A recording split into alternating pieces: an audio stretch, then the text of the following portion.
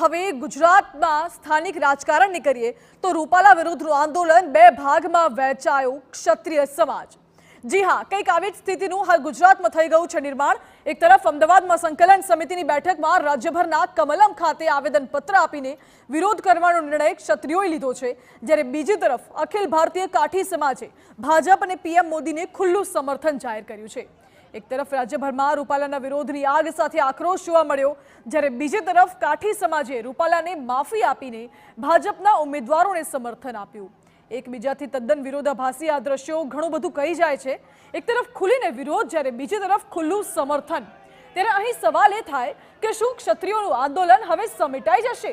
શું રૂપાલાના વિરોધમાં ક્ષત્રિયો બે ભાગમાં વહેંચાઈ ગયા છે?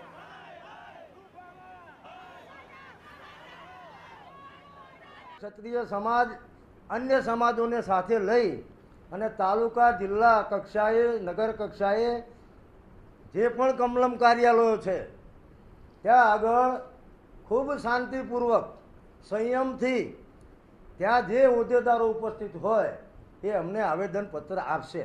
નરેન્દ્રભાઈ મોદી જ્યારે ત્રીજી વેળાએ દેશનું નેતૃત્વ પૂરું પાડવા ચૂંટણી લડી રહ્યા હોય ત્યારે હિન્દુત્વ અને રાષ્ટ્રવાદી વિચારધારાને વરેલો કાઠી ક્ષત્રિય સમાજ આ 2024ની લોકસભાની ચૂંટણીમાં વડાપ્રધાન શ્રી નરેન્દ્ર મોદી અને ભાજપને સંપૂર્ણ સમર્થન આપે છે અને વડાપ્રધાન શ્રી નરેન્દ્ર મોદી અને ભાજપે જે કંઈ નિર્ણય લીધો હોય તેના મન, વચન, કર્મ તેમની સાથે છે અને સંપૂર્ણ સમર્થન આપે છે।